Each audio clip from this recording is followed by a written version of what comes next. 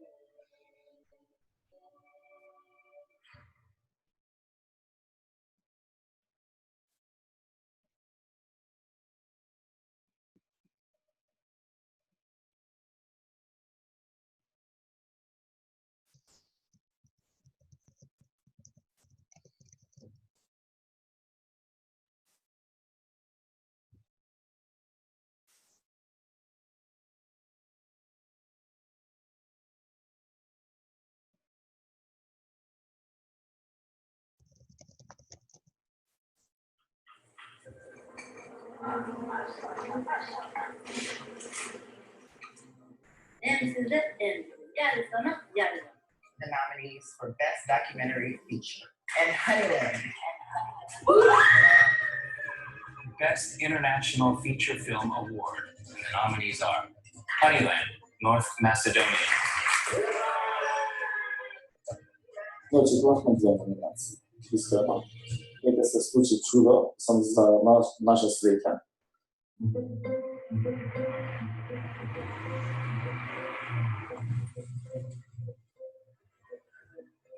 Патот по кој филмската екипа стигна до двете номинации за Оскар воопшто не бил меден.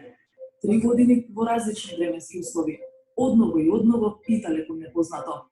До земјата за која слушна светот одат неколку диви патишта, но сами најверојатно тешко би ја нашли и ние, ако од селото во кој завршува асфалтираниот пат, до Орфулија, не ни се придружи човекот кој честопат им пружал помош на филмаџиите. На 18 километри. No dobra. Забавуваш ли ти често по патишта? Да, забавуваш. Забавуваш. Имаше и снег. Всеки Рајн Муратов е внук од брат на звездата Атиџе и носи леп, единствената намирница за која тетка му пратила авер дека ѝ треба. А како успела да ве добие Атиџе? Не видима мрежата. Како треба да се јави негде, ќе стане на повисоко место да пие хартите, или ќе добие мрежа. Сигурно ќе чекаме до 5 километра, мора да стане на повисоко место, за да се јави.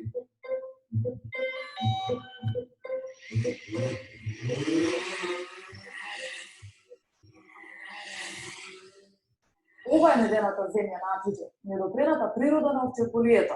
Филмот е сниман во селото Бекирлија и околината, каде единствени жители и ден денес се актерите од документарецот, Атиџе и многодетното семејство.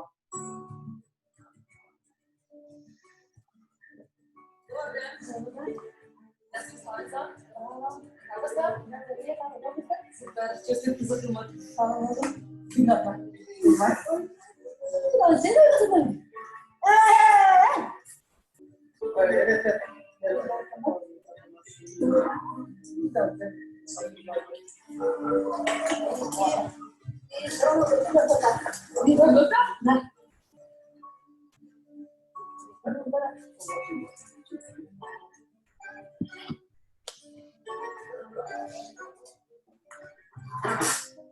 Како дозна дека сте номинирани за Оскар?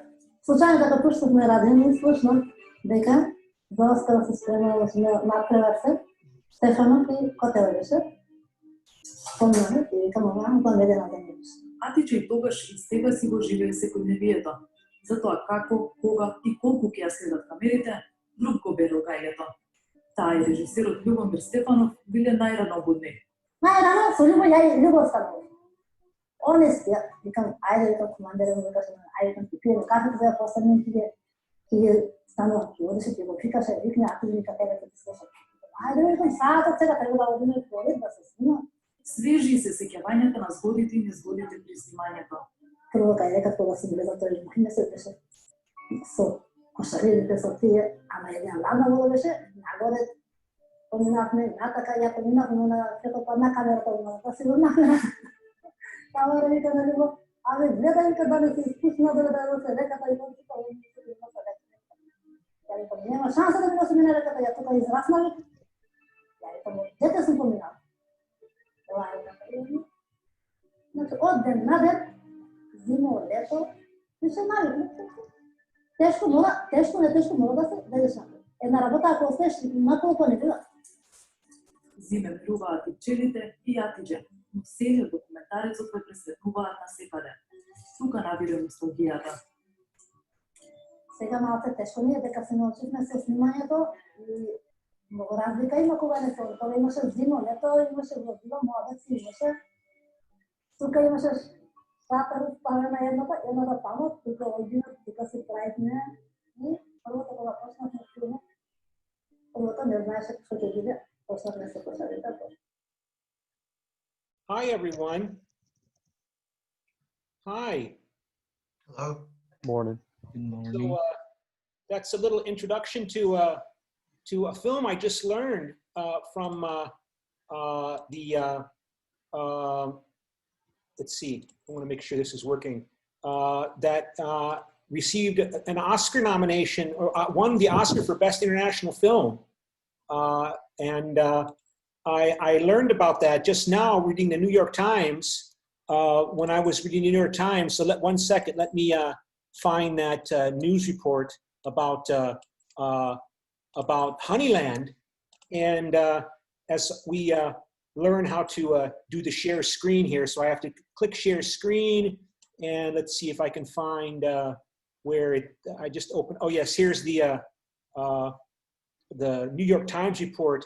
Nominated for 2 Oscars, Honeyland charted the tensions between a hermetic beekeeper and her disorderly neighbors.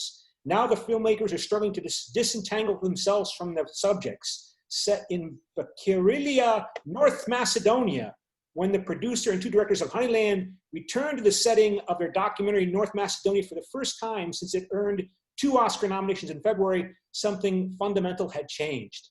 So I didn't know that until a few minutes ago, reading the New York Times. And so let me open up the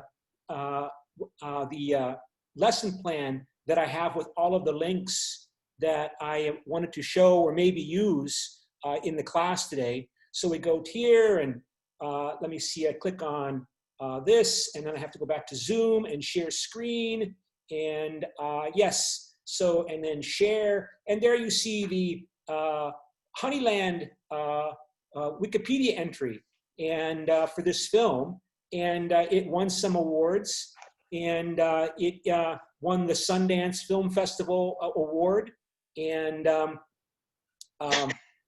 so you can see, this is really interesting to me. It says here, Honeyland documents the life of Hatice Muratova, a Macedonian beekeeper of Turkish descent who lives in the village of Brăila in the municipality of Lozovo. So she was speaking, she says that she's of Turkish descent and she's probably Muslim because she is wearing a hijab, a scarf, but she's speaking in Macedonian, and I can understand her because I can speak Bulgarian. And I can speak Bulgarian because let me see, admit all. For a long time, I worked at the American University in Bulgaria. And the American University in Bulgaria is close to the border with Macedonia. Let's see, is there a map here? I don't see a map. I should have maybe opened this up already. you know, everybody's got a nice website on Wikipedia. You have to have a nice website. So yeah, let me see. I have to go back to Zoom now. Share. I have been all, and I have to share screen.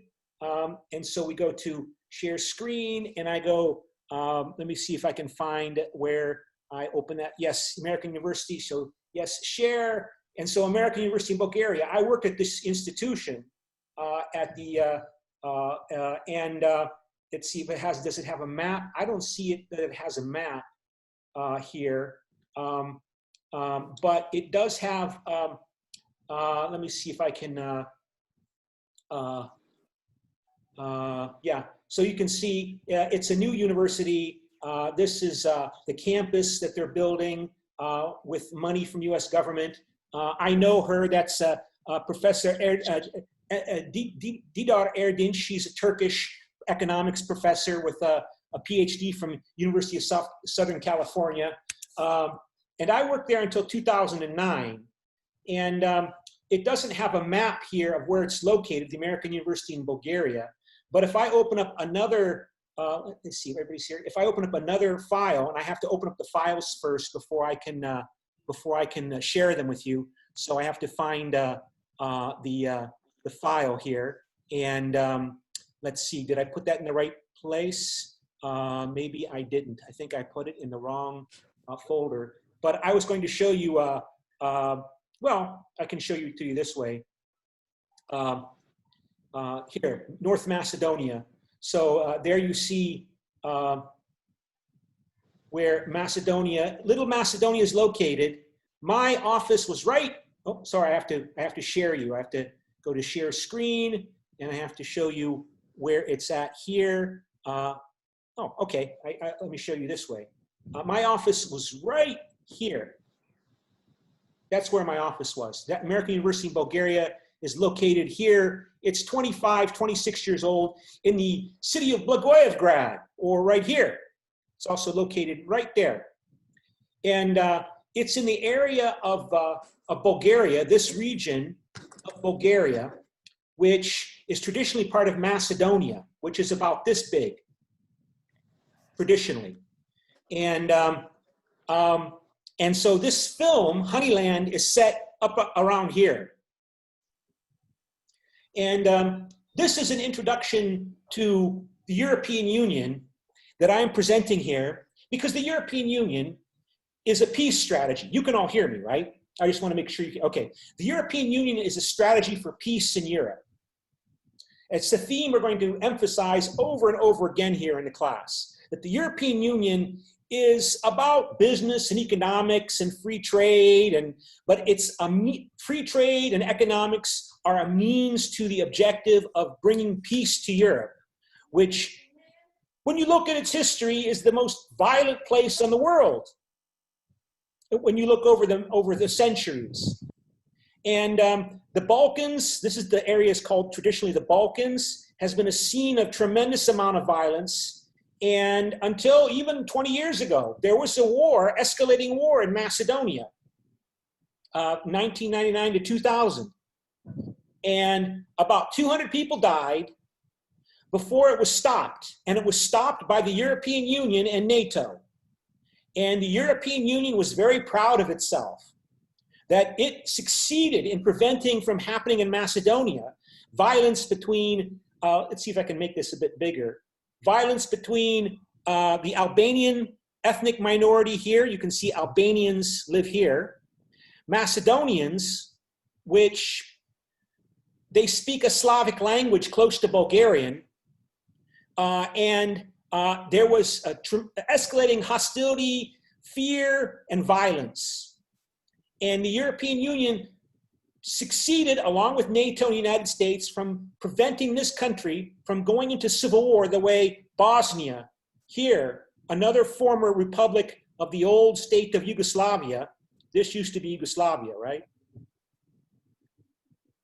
This country, this republic of Yugoslavia disintegrated into civil war, and 100,000 people were killed, millions of people became refugees, and there's still more people live outside of Bosnia in Europe around here than live in Bosnia, still, because of the hostility. There's no very little economic opportunity unless you're a mafioso, a criminal. So, and this country, Macedonia, just changed its name to the Republic of North Macedonia. And I want to stop this to see if anybody, okay, now everybody's good. Everybody's here in the class. That's great. Everybody's here in the class. I just want to make sure that everybody was in the class. So this country changed its name to the Republic of North Macedonia. It wanted the people there, most of them wanted to be called Macedonia. But Greece said, oh no, you can't call your country Macedonia because this is Macedonia. This part of Greece is Macedonia. And if you say that you're Macedonia, you're claiming that this is part of your country and this part of Greece should leave Greece and join Macedonia. No! Bulgarians claim that Macedonia belonged to Bulgaria hundreds of years ago, and it was stolen by Serbia, which is, this map is old. This map is 20 years old. It's from a French newspaper. This is called Serbia today. You can see it there, Serbia in French. That Serbia conquered it and brainwashed these people to make them think they're not Bulgarian, but they're Macedonian. And before World War I, there was two very violent wars fought. They're called the Balkan Wars between Bulgaria, Serbia, and Greece and Turkey over this area. And Bulgaria got about 15% of the traditional region of Macedonia. So this is a course on the European Union. And I worked at the American University in Bulgaria from 1994 until 2009 when I came here.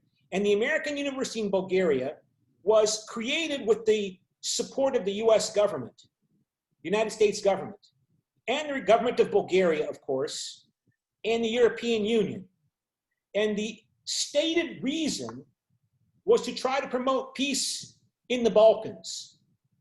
It started in 1991. This country fell into war in 1992, and the war continued until 1995 in this area as well. And the concern was maybe Bulgaria might be next. There could be war in Bulgaria because only about 80% of the population of Bulgaria are Bulgarian Slavs. They speak a language like Macedonian. There's 5% at least of the population are Turkish people in Bulgaria. Another 5–10%, we don't really know, are gypsies. You're supposed to call them Roma, right? And the concern was that there could be violent war in Bulgaria, civil war in Bulgaria too. And so the American University in Bulgaria was supposed to be a commitment statement by the US to peace in Bulgaria and in the Balkans. So this country, Republic of North Macedonia, just joined NATO, the North Atlantic Treaty Organization. Yeah, let me see, let me stop share there, and let me see if anybody wants to get, okay, everybody's in the classroom, that's great.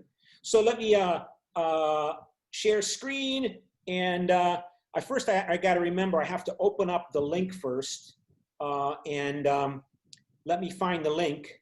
And yeah, I think I already opened it up, Republic of North Macedonia. So I go to Zoom and share screen, click on share screen, and yeah, North Macedonia, share. And this country is now part of NATO. It just joined, I think this year or last year. And it has applied to join European Union. And this region, the Balkan region here, is the test case for the European Union at being successful in bringing peace to Europe. This is not the only place where there's been war or recent war.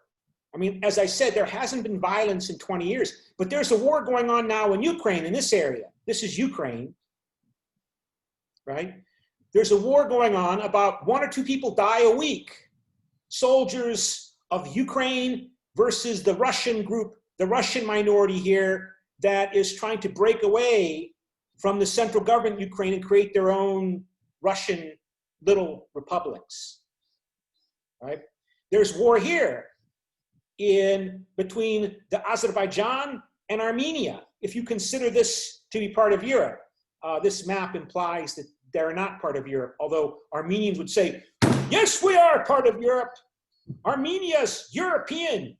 They will tell you, we Armenians, our country was the first country to make Christian religion the state religion in the year 300 AD was Armenia. Of course, we're Europeans. Georgia is here. But the point is that there's violence, ongoing violence between Armenians and Azeri Turkish people. They're related to Turks, more ethnically close to the Turkish people here. So there's war in Europe. There's not war between France and Germany. There's not war between Italy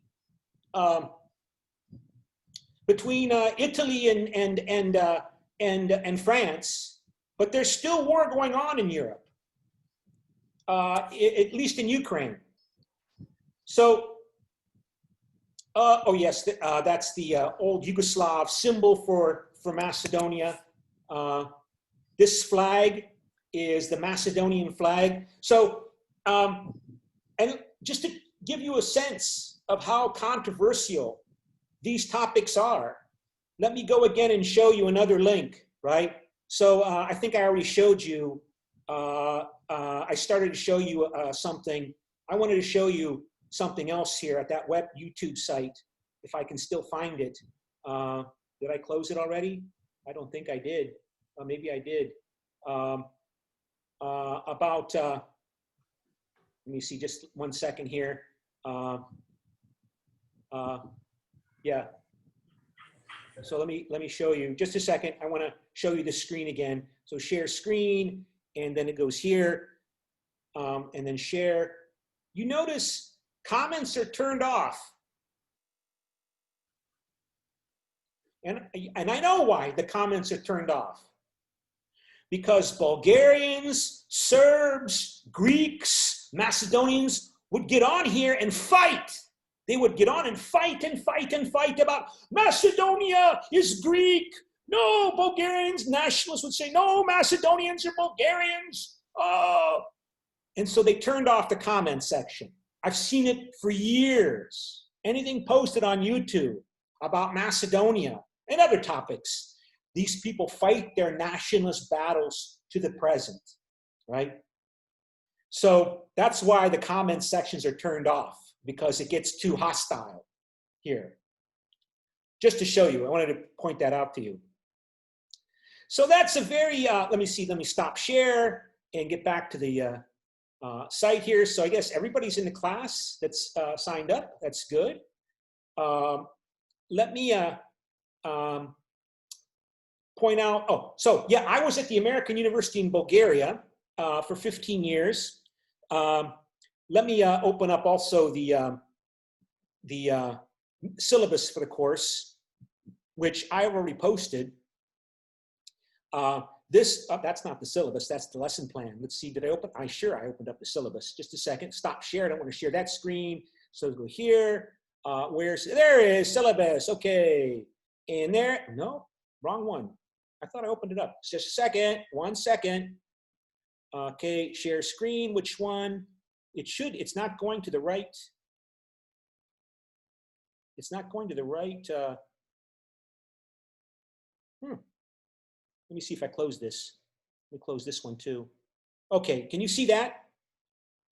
Policy making in the European Union. You see that? That's the syllabus. And I've already posted the syllabus here. And let's see here. Well, okay, just a second. I'm just trying to remember how, no, that's not what I want to do. Cancel, share screen. I want to show you the Cyber Campus website, right? Yay, the Cyber Campus website, share. So there's our Cyber Campus website, policy making in the European Union. I got to sign in again. Okay, so log in. And close that, policy making in the European Union, hooray, material, syllabus, ta-da, ta-da, open that up, there it is. Policy, hold it, it says, you can't see that, can you? Sharing is paused, okay, so I have to stop share and go back to the old one. Go like share screen, open up the syllabus. So there it is. There's the syllabus posted at the cyber campus, right? And so you can see this is our first class, and we start working. Well, you can start working now, but the first reading assignment is for next week. From the European Union, How Does It Work? Chapter 1, Introduction. By the way, if anybody has any questions, you can ask. You're going to have to unmute your microphone. If you've muted it, you have to unmute it. But anyway, so the European Union, How Does It Work? That's the textbook. And let me stop share and go to Amazon and open up Amazon. Well, let me see if I can do it with my lesson plan here. And so we go to just a second, lesson plan, and let me see here. Open this up, and ta-da! So let me go back to Zoom, share a screen, and it should be. Where is the Amazon? There it is. Share. Ta-da! The European Union, How Does It Work? That is our textbook. I have asked DocuCopy, the print photocopy shop across the street from 7-Eleven, to make photocopies of this book. So this book is now available. I was told this book is now available. The photocopies are now available at DocuCopy across the street from the 7-Eleven. So you can get your hard copy there of the book. And also, I will make available to you a PDF file. And let me see again, let me open up my, my Google account and show you what I'm going to send you a link to on my Google account. So we go here, Drive, and let me, cause I have to open it up. I have to open it up first before I can show it to you. So, yeah, okay, so go to Zoom. Now I go back to Zoom, share screen, and let me see, will it show my, yes, so there, share. This is my Google account. I have a PDF copy of the book for you. And that PDF copy is there. So I will send you this link to this PDF copy, and you can download. Let me see, can I open it up now? Yeah. Download anyway, it's my book. It's too long, I shouldn't have done that, it's gonna take too long. That's the PDF copy of the textbook. So you'll be able to download it from my Google Drive once it opens up here, okay? And you can get a hard copy. You might wanna have a hard copy. The photocopies are cheap, right? The photocopies are very inexpensive. So you might wanna have a paper copy in your hands. If you want to, you can buy the book from Amazon, right? The library has a copy, but the library's copy we put on reserve. And just to show you, I mean, I shouldn't have, yeah, it takes a little time because it's kind of big, a big file. But I will make the PDF copy available just to show it. I think it's almost done here, just to show it to you. And, or maybe not, bigger than I thought. Just so you can see that I will send you the PDF file. And how big is that? Oh, 198, yeah, so there it is. That's the PDF. Oh, sorry. See, it says your screen sharing is paused. So I have to stop share, and then go back and do this, and they say share, there's the PDF copy.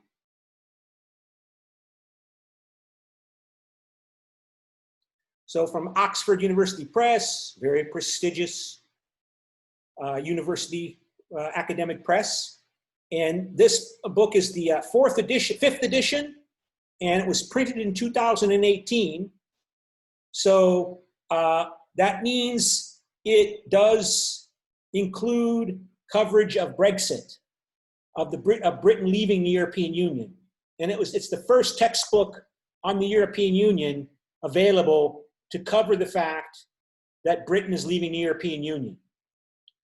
And also, I have written out the notes for each chapter out of that book, out of that textbook.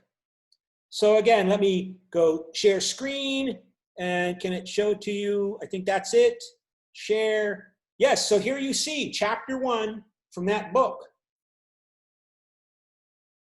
And I have reworded the information in my own words. So since you have electronic copies of this information, electronic copies of the book, you should be able to use Google Translate, right? Google Translate. Oh, I stopped share. So let me close my, I just leave it open. You know about Google Translate, right? Let's go like this, and Google Translate, and let me just show you Google Translate. So if I go share screen, hold on a second, don't want to do that. Cancel, share screen. Let's see if yeah, here's Google Translate. Google Translate, woo-hoo! Right? You're all familiar with this, Google Translate. You can do things like this, right? These are, let me see from my notes, see if I can go back. English. Ha-ha! Ha-ha! Ha-ha! Isn't that cool? So you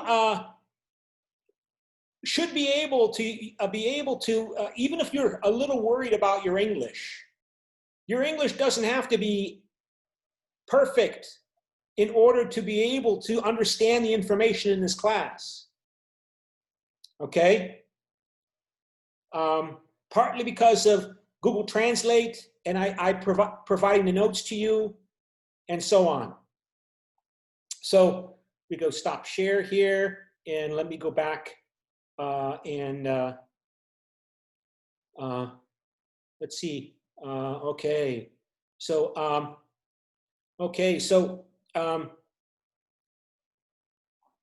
all right. So admit, oh, somebody just joined. Okay, admit somebody who just joined the classroom.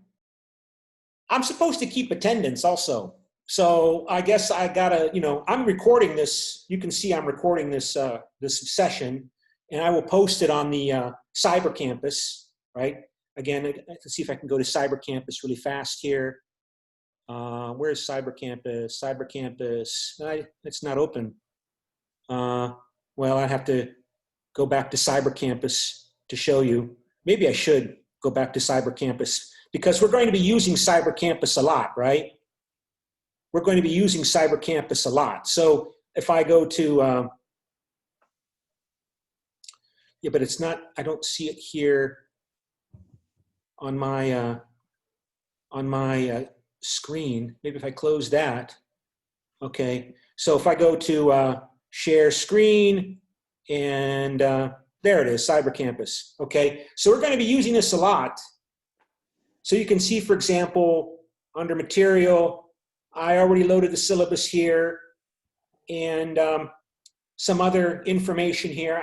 I practiced with some slides here. Let's see what happens if I go to the narration that I prepared in PowerPoint. So download, and let's see if this works, because I'm looking at Zoom and it says you are screen sharing, but it seems when you shift and switch between files, the screen sharing stops. And so you have to reopen it. So I go like this. Let's see if it stays there. Can you see that? These are the 24 official languages of the European Union. It says my screen sharing is paused. So you can't hear it. So I have to download it. That means I have to keep it on my hard drive. I have to keep the we're active in European have the opportunity to I have to keep the file on my hard drive in order to show it. So if I go, let me show you what it looks like, what it should look like if I go to Zoom here. And I'm looking for Zoom. Just a second. A lot of files. I've opened up a lot of files, right? So 1 second. Come here, Zoom. There you are. Hold it. What happened, Zoom? Zoom. Let me see. Just a second. I have a lot of files opened up, so it's maybe confusing the computer a bit. Can you still see me? Let me see here. Zoom. Oh yeah. Okay. So admit somebody else just joined. So let's see. Share screen. And yeah, this is I think what I wanted to share with you, if it allows me. No, that's not the wrong one. Stop share. 1 second. It tends to go. It should go here, share, and it's not. Oh, okay, there it is. And so like this, and I think this is my narration. No, this is the original PowerPoints. Okay, let's just cover this. This is from the European Union's official website. And I prepared a narration, which I already put on the Cyber Campus.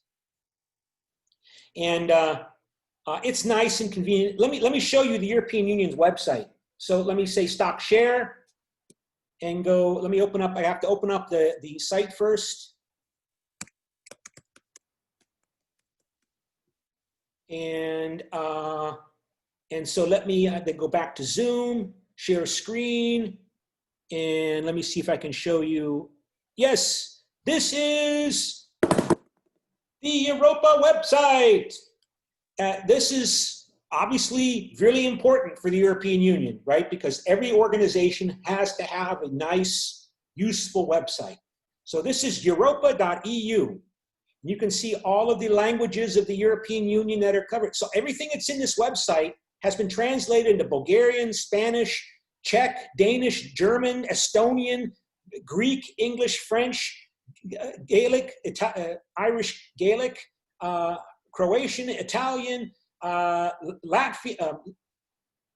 Lithuanian, Latvian, Hungarian, Maltese, which is a mix of Italian, Arabic, and English, Dutch, Polish, Portuguese, Romanian, Slovenian, Finnish, and Swedish, and Slovak. This is Slovak. Yes, okay. So we click on English.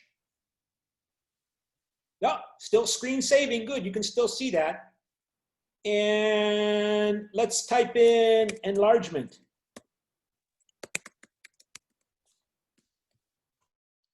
And you can still see that. And a growing community. Let's see, is that going to be really convenient?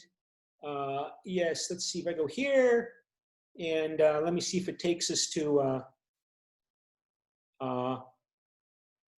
it talks about the enlargement of the European Union. For example, I wanted to show you candidate members. Macedonia is a candidate member, remember? So North Macedonia is a candidate country to join the European Union. There are 27 member countries. United Kingdom is no longer there. You can see Britain is no longer a member of the United Kingdom. And candidate countries, hooray, North Macedonia. Click on North Macedonia. And so it gives you a history of North Macedonia and its effort to join the European Union. I think the first country likely to join since 2013. In 2013, Croatia joined. In 2013, Croatia joined. Montenegro will be the next country, I think, that will join the European Union. Why? Because it's small. There's only like 700,000 people there. It's small. It has a border with the Adriatic Ocean across from Italy. And so I think it joined the European Union already. And I think it's going to join first before North Macedonia or Serbia or Bosnia or Albania. So we'll just wait to see that. But let's go back to, so stop share, and let me go back to that PowerPoint slide that I was showing you. And first you go back to Zoom. Oh, I don't want to do that.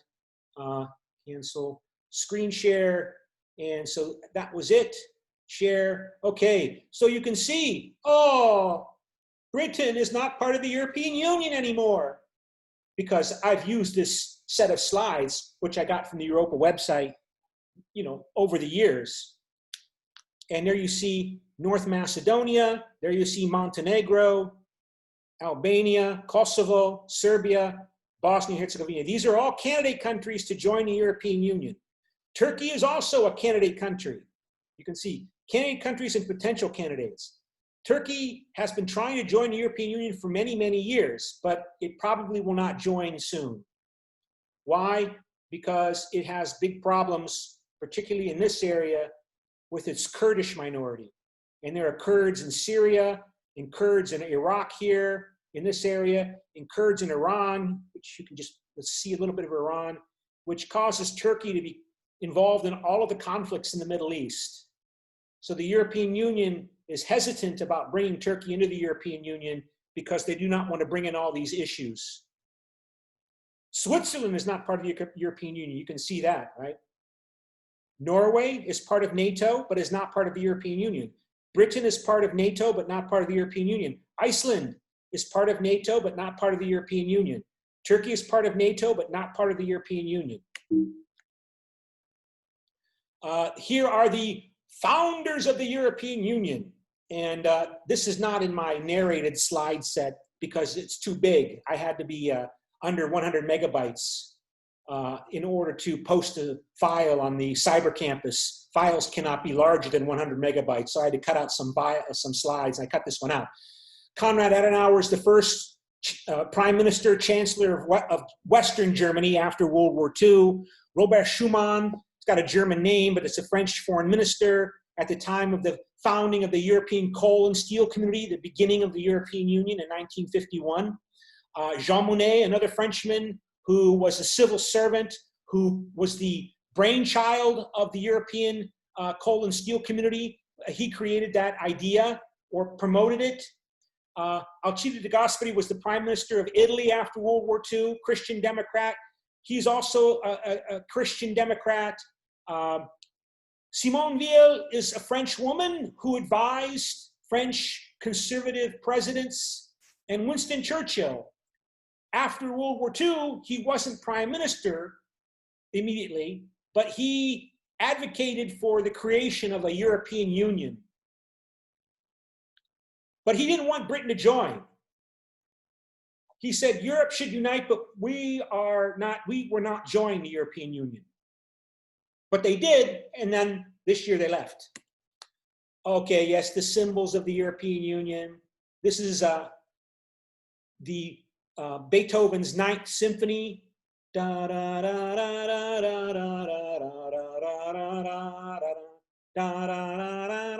know the song, you know the melody.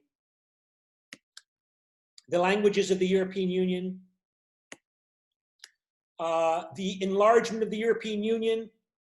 Before you were born, the Berlin Wall fell down in 1989. I was in Poland when that happened, studying Polish language when this all started.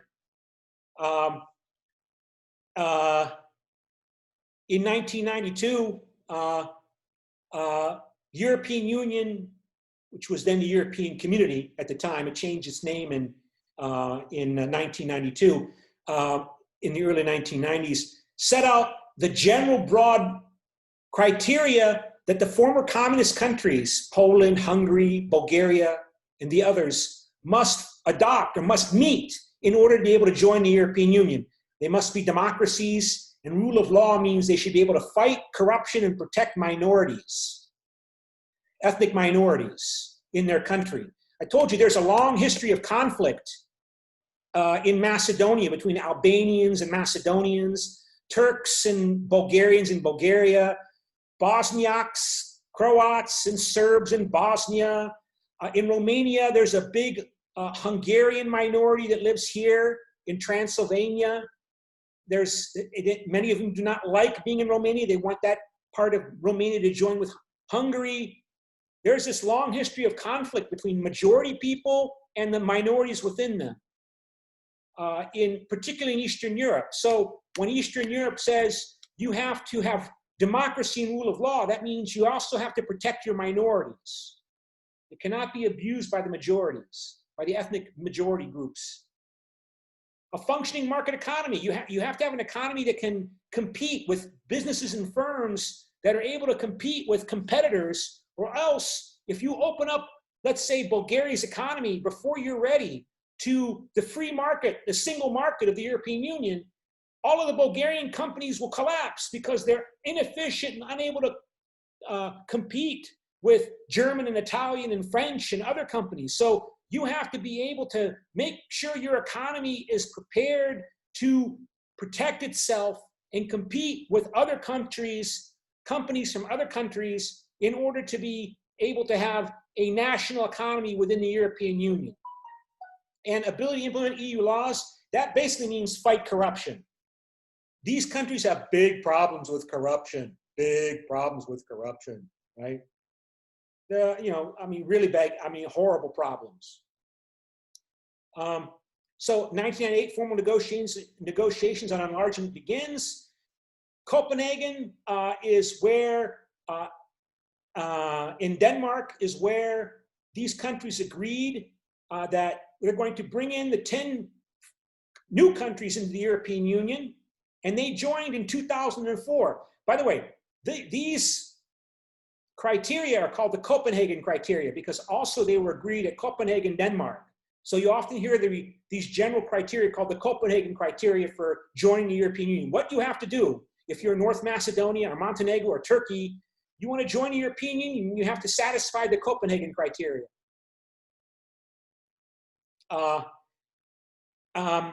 Two non-communist countries, Little Cyprus and Malta, also joined at this time. And then Bulgaria and Romania joined in 2007 because they had more problems with corruption and reforms than the other countries. And then Croatia joined in 2013, and that's been it so far. So this class, we have to end in 7 minutes. And so I want to leave some time to, let you ask questions if you have any questions. You can see these are candidate countries. Bosnia and Herzegovina, there's only 3.5 million people live there. Montenegro, a little over 500,000. Kosovo, 1.8 million. North Macedonia, 2/3 of this 2.1 million are Slavic Macedonians. The other third are Albanians, Turks, Gypsies, other groups. Albania, 3 million, about 3 million. Serbia, about 7 million. I'm surprised that that's all that they're saying. I thought it was bigger than that. I have to check. And Turkey's big. Turkey is almost as big as Germany in population. That's another reason why Turkey joining is a particular issue. So the European Coal and Steel Community, hooray, begins the European integration in 1952. This is agreed under the Treaty of Paris, where Robert Schuman was foreign minister and Jean Monnet was the civil servant. The treaty creating the European Coal and Steel Community was signed in Paris, so it's called the Treaty of Paris. The Treaty of Rome, the Treaties of Rome set up the European Community in 1958. And then they changed its name in 1993 with the Maastricht Treaty. Maastricht is another town in the Netherlands, called the Treaty on European Union, and the European Community became the European Union officially in this name. In 1987, a few years earlier, the European Community made a major commitment to creating a single market, really moving forward. It's not a coincidence that they did this when reforms were beginning in the Soviet Union under Mikhail Gorbachev. Treaty of Amsterdam moved to create a stronger common foreign and security policy. Treaty of Nice tried to accommodate the Eastern European countries more fully in terms of voting procedures. This is the latest treaty, the Treaty of Lisbon. And the Treaty of Lisbon created new offices in the European Union and as well as responding to the financial crisis. Now, all of these files and documents were posted before the COVID-19 pandemic world crisis. And so we will talk about the COVID-19 pandemic world crisis and the European Union's response to it in class, because that's an ongoing story, right? European Union moves forward in major changes in its institutions in response to crises, whether it was the financial crisis in 2008, 2009, the sovereign debt crisis where Greece almost went bankrupt. Now it's responding to the COVID-19 pandemic with the terrible economic crisis that the world is facing. And its institutions are changing and developing in response to that. And the European Central Bank is becoming even more and more powerful. Okay, so let me see here. And I want to see, did I mute you all? I hope not.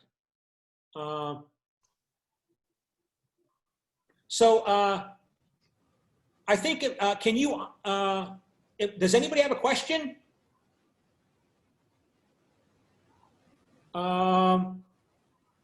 Because I don't see where I can unmute you. If I'm... No, I believe like people can just choose to mute themselves, Professor. Oh, okay. I can see, I did unmute. I did unmute everybody who wants to be unmuted. So I know how to do that. So if anybody has any questions in the 3 minutes remaining, you want to introduce yourself. Well, you know, first week is add drop week, so some other students may join this week. And everything that I've shown you here, I will post on the cyber campus. I see a familiar face there. Hyo Young. She was went in classes with me a year ago. She's recently back from Spain, so she studied in the European Union. I just want to let people know we have more European connection here in the class. And so yeah, I'm just want to make sure I didn't mute people, because sometimes I have that option to do that. And so what else do I want to cover here? So yeah, let me go back to the notes. So I will share screen. Here are the notes, share. So these are the notes, and you can see this is for chapter 1. And I will post those on Cyber Campus. I can also send them to you as attachments over Gmail, over email. Hyo Young knows that I used to use Facebook as sort of like a website for the course. But now, since the Catholic University of Korea has really developed its Cyber Campus website, we don't have to use Facebook. I used to post my files there and everything there. Now I can post everything on Cyber Campus, right? So I think I already posted them on Cyber Campus. So open that, and I go back to Zoom, and I go, no, I don't want to cancel. And let's see if I can screen share. Cyber Campus. Yeah. So there you see, there's the Cyber Campus. And I already posted the syllabus there, as well as those files, those slides, PowerPoint slides I started to show you were there, including with my narration, recorded narration, and without narration. I will post the notes there. I can do it right now. We'll add chapter 1 notes, like this, my file. Oh, but it won't let me go. It won't let me go to my computer. Oh, select file. I have to select file. Sorry. So I go here. You can still see my screen. Like here, I go, and then chapter 1, hooray, open, ta-da!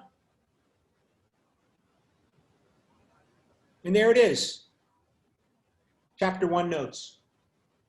So, you know, I have to sign off now because other people, other professors use these Zoom accounts.